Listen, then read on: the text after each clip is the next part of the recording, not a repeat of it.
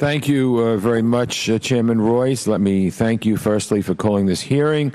As a former chairman of the Western Hemisphere Subcommittee, I followed Cuba closely for many years, have worked with Ileana, Ross Leighton, and others trying to bring freedom to Cuba. Let me also thank our witnesses for their testimony today and for their dedicated service to our country. Thank you, three of you, for coming. Firstly and foremost, I am delighted that Alan Gross is finally home after 5 long years. I first met his wife, Judy, back in December of 2009. One of my sons went to school with one of the Gross's children, so I've always felt a connection to the Gross family. Alan's release from prison was long overdue, and I'm overjoyed that he has been reunited with his family. As we all know, President Obama announced several major changes in U.S. policy toward Cuba, but this is not the end of the story. The onus is now on the Cuban government to respond by moving forward with real reform. And what exactly does this mean? To me, it means free and fair elections, respect for the rule of law, an independent press, and upholding the values enshrined in the Inter-American Democratic Charter. It also means releasing each and every political prisoner currently jailed in Cuba and ending the harassment of political activists. We want to see the formation of political pluralism there.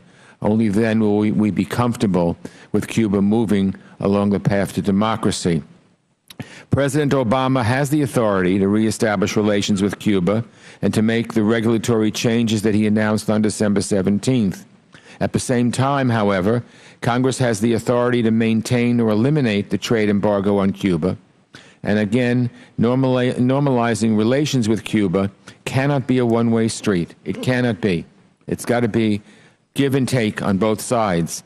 And at this time, I believe that Congress must see a greater political opening in Cuba before lifting the embargo. Last month, Chairman Royce and I sent a letter to Secretary Kerry. We asked for the names of the 53 political prisoners the Cuban government committed to releasing. I was very grateful for Secretary Kerry's rapid response to our letter with a full list of the released prisoners. To be sure, the release of these 53 prisoners was a very positive step. Unfortunately, a few of these prisoners were subsequently detained because of their political activism. While these individuals are no longer in jail, we must be vigilant in ensuring their safety. I urge the State Department to use its talks with Cuban officials to continue pushing for the release of all political prisoners. Finally, let me say that the upcoming Summit of the Americas in Panama presents an important opportunity for all of the countries in the region. We will be eager to hear from Cuban civil society leaders, along with other independent civil society leaders from throughout the Americas. I hope to be there, and I hope that we'll have a delegation, a bipartisan delegation, going there.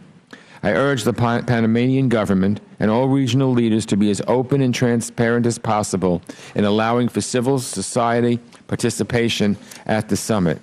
And one request before I close, Mr. Chairman, I ask unanimous consent to submit for the record 2 statements, one on behalf of Alan Gross, and a second from our colleague, Representative Barbara Lee, a former Foreign Affairs Committee member, along with her questions for the record. Without objection. Thank you, Mr. Chairman. I'd like to close again by thanking our witnesses for being here today. I look forward to hearing from each of you, and thank you again, Mr. Chairman, for holding this important hearing. Thank you, Mr. Engel. We go now to Mr.